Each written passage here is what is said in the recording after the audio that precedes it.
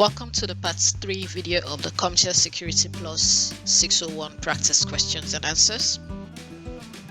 In this video, we'll be looking at more questions that you might likely encounter during the certification exam. So without wasting much time, let's dive right in. The exam pricing has been shared on the video as well, including the number of questions you're likely to encounter, the length of time, and the passing score for the exam. In this, we can see that it's going to be a maximum of 90 questions for 90 minutes, and you need to have a passing score of 750 on a scale of 100 to 900.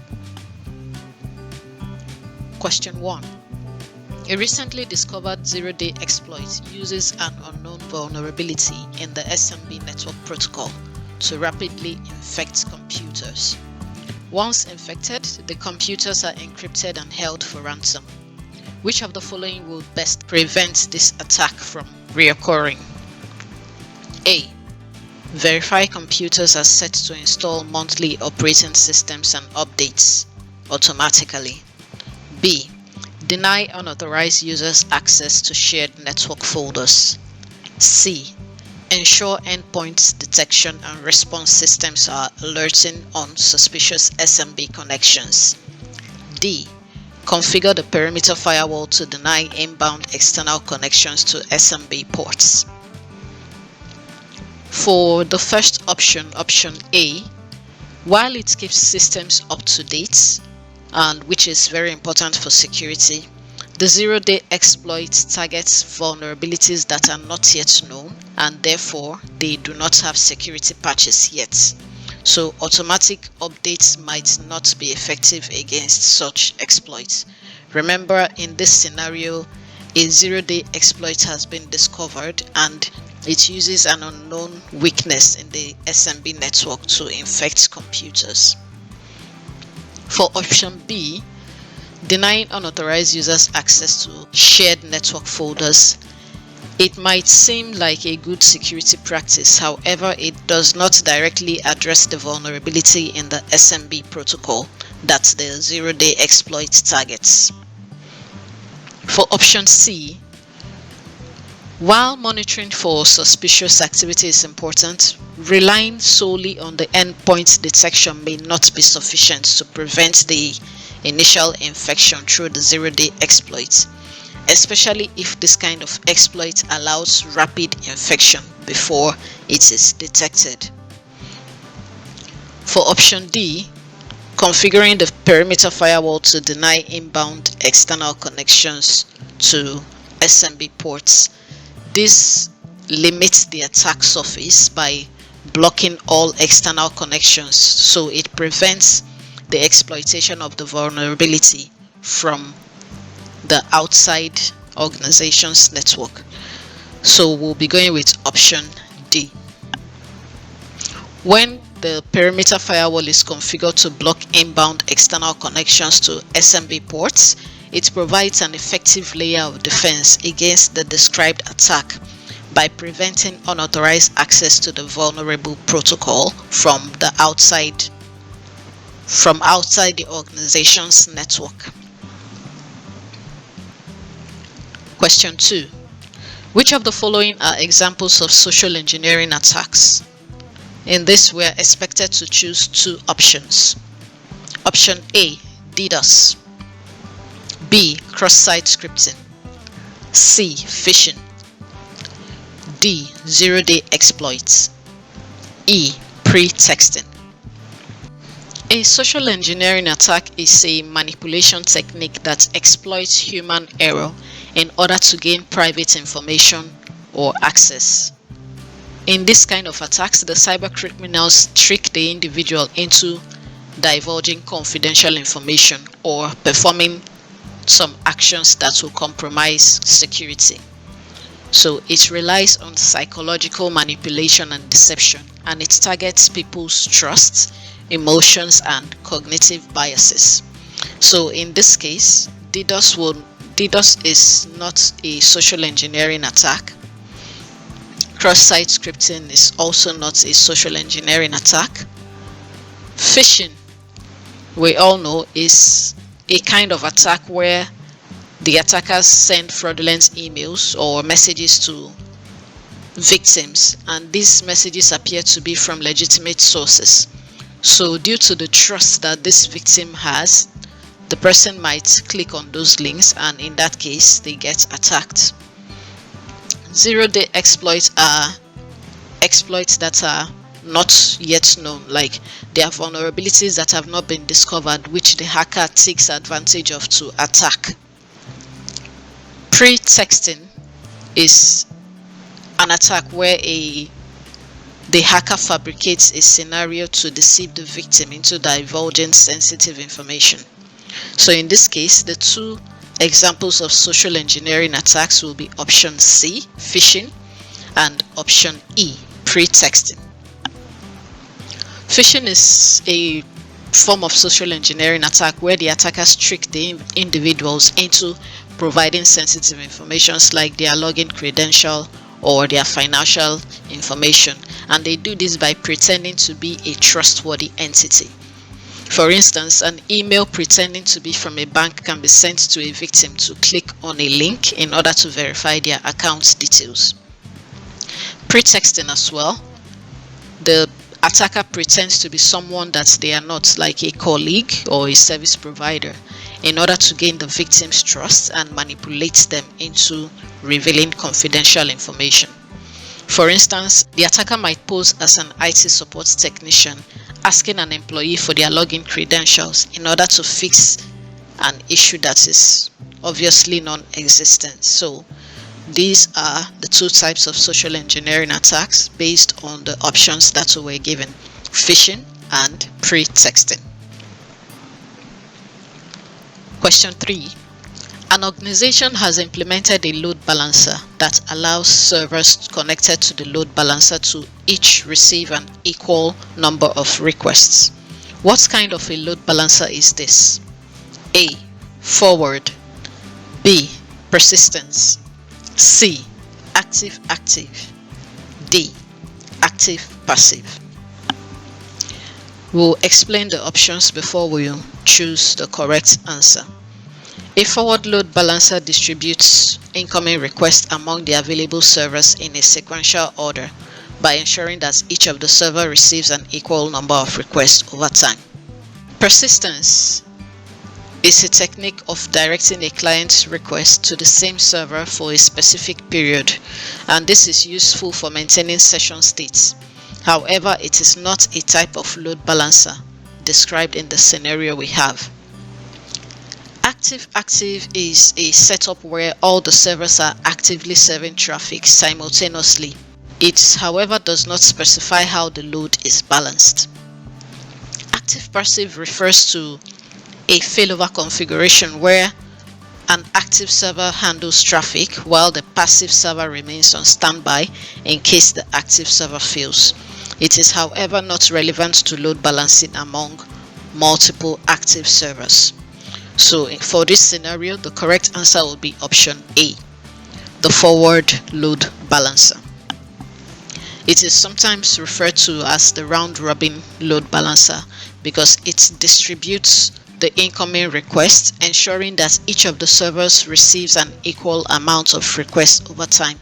Now, this helps to balance the load across multiple servers, and it prevents a single server from becoming overwhelmed with traffic. So in this case, the forward load balancer is the correct choice to make.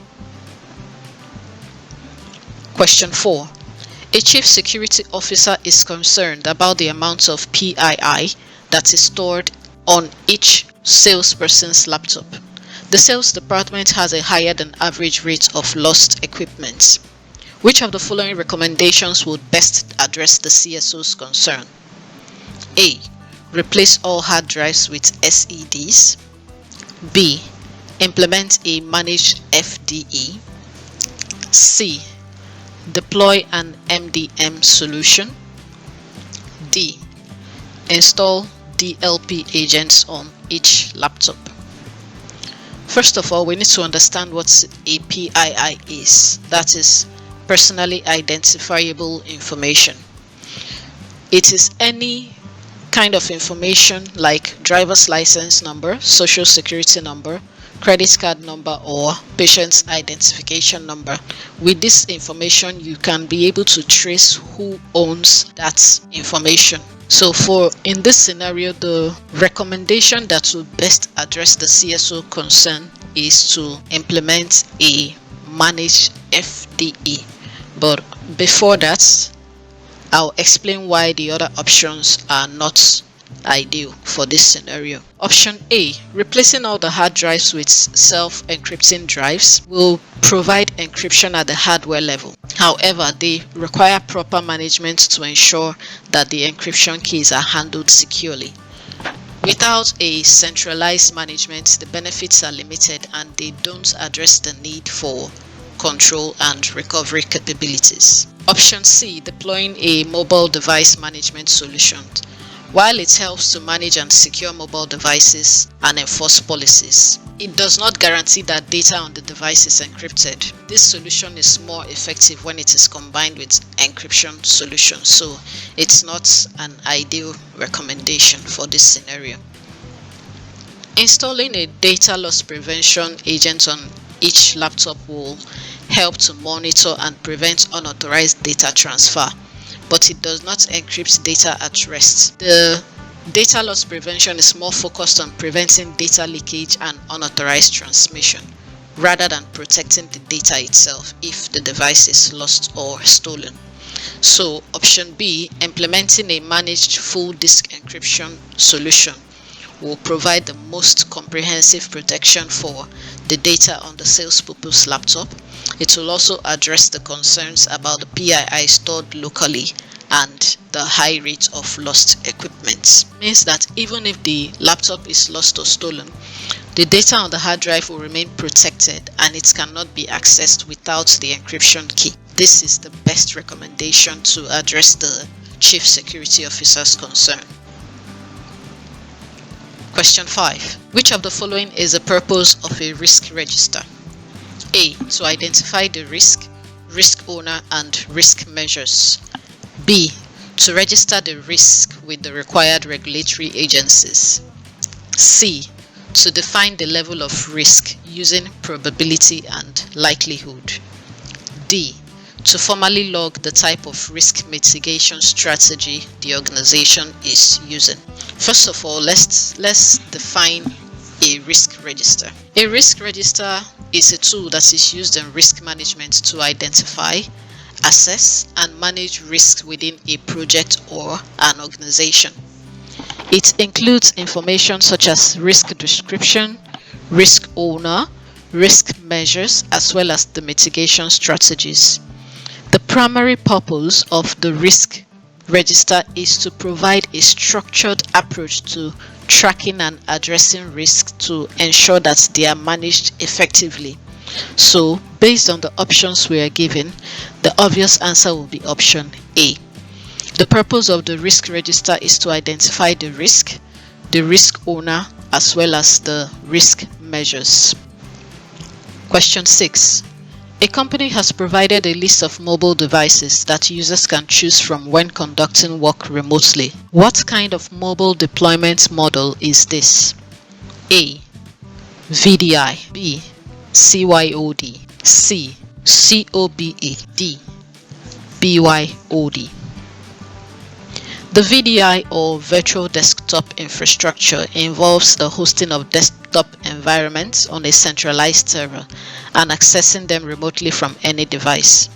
It is not directly related to providing a list of approved mobile devices for remote work. The CYOD, Choose Your Own Device, is a deployment model for organizations where mobile devices are provided to employees and they can choose the one they want based on the kind of work they do. Option C, the corporate-owned business enabled, is a mobile deployment model where organizations provide and fully control the devices used for the business purposes.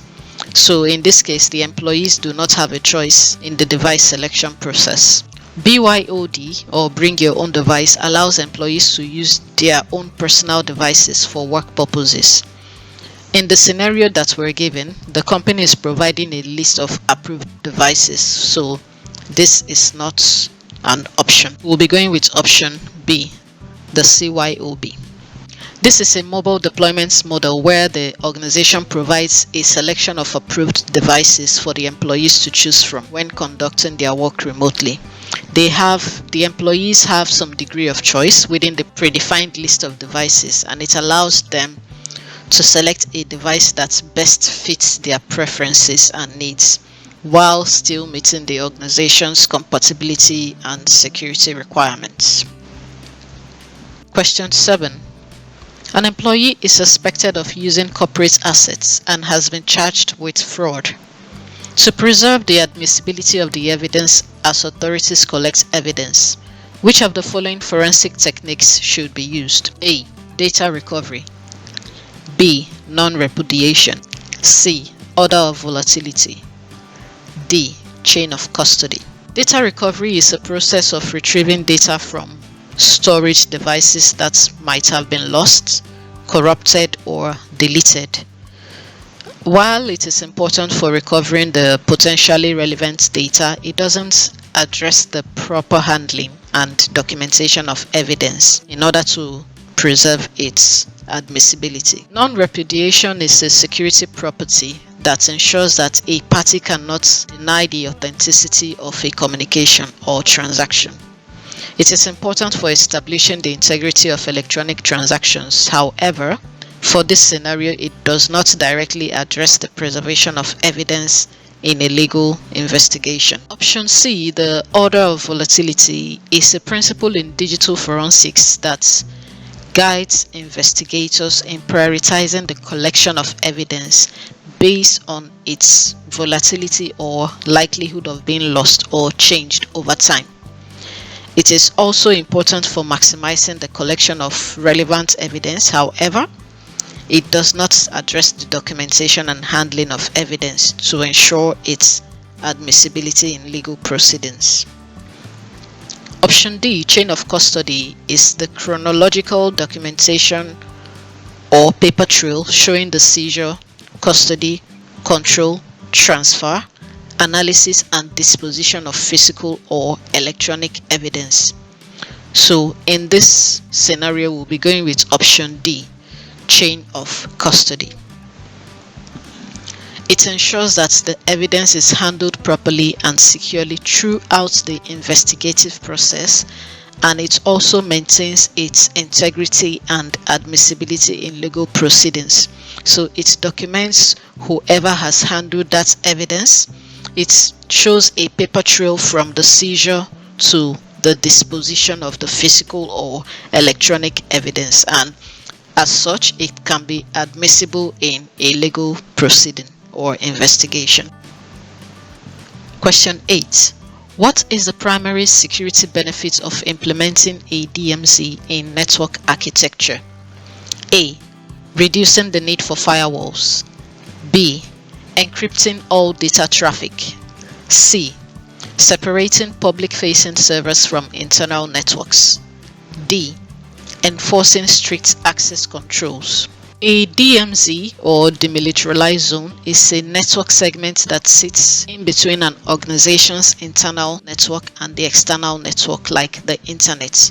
So it acts as a buffer zone by placing web servers, email servers, or DNS servers in the DMZ. So with this, the organization can isolate their internal servers from the external network. The security benefits in this scenario would be option C, separating public-facing servers from the internal networks. By placing these public-facing servers, the organization can isolate the servers from the internal network, thus providing an additional layer of defense against external threats. Question 9. An organization has implemented a VPN with PAP. A security analyst has, however, determined that this is not the best solution. Why will that be? A. PAP is complex to configure. B. PAP sends passwords in plain text. C. PAP slows down the connection. D. PAP requires dual factor authentication. PAP, or Password Authentication Protocol, is an old authentication protocol that usually sends usernames and passwords in plain text over the network. In this case, the organization implemented a VPN with PAP. This means that all usernames and passwords will be sent in plain text over the network, and of course this is not the best solution.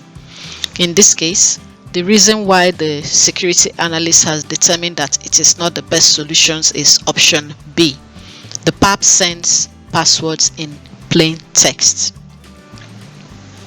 This lacks encryption and makes it highly vulnerable to interception and eavesdropping attacks, compromising the security of user credentials. So in a VPN setup, it is very important to use a more secure authentication method that encrypts the authentication process to protect the sensitive information being passed across the network. Question 10. An organization recently set up an e-commerce portal to sell its products online. The company wants to start accepting credit cards for payments, which requires compliance with a security standard. Which of the following standards must the company comply with before accepting credit cards on its e-commerce platform? A. PCI DSS. B. NIST CFS. C. ISO 22301. D. ISO 27001. The answer here would be option A, and I'll explain why. The PCI DSS, or Payments Card Industry Data Security Standard, is specifically designed to ensure that all companies that process, store, or transmit credit card information maintains a secure environment. Compliance with this standard is mandatory for any organization that handles credit card payments in order to protect cardholder data and prevent fraud. For the other options, the NIST CFS, the National Institute of Standards and Technology Cybersecurity Framework, it only provides a voluntary framework that helps organizations to manage and reduce cybersecurity risks. It does not specifically require credit card payment compliance. The ISO 22301 is an international standard for business continuity management systems, and it focuses on responding to and recovering from disruptive incidents. It has nothing to do with payment card security. The ISO 27001 is an international standard for information security management systems, and it provides a framework for managing sensitive company information in order to keep it secure. However, it does not specifically focus on credit card payment security like the PCI DSS does. So that is why we are going with option A, the PCI DSS. For every company that wants to sell its products online, they must comply with this PCI DSS standard in order to protect cardholder data and reduce the risk of data breaches and fraud on the cardholders' accounts. This brings us to the end of the part 3 video of the CompTIA Security Plus questions and answers. If you have found this video to be helpful, don't forget to like, share, and drop a comment. And also subscribe by hitting the notification bell in order to watch new videos. Thank you for watching, and see you in the next video.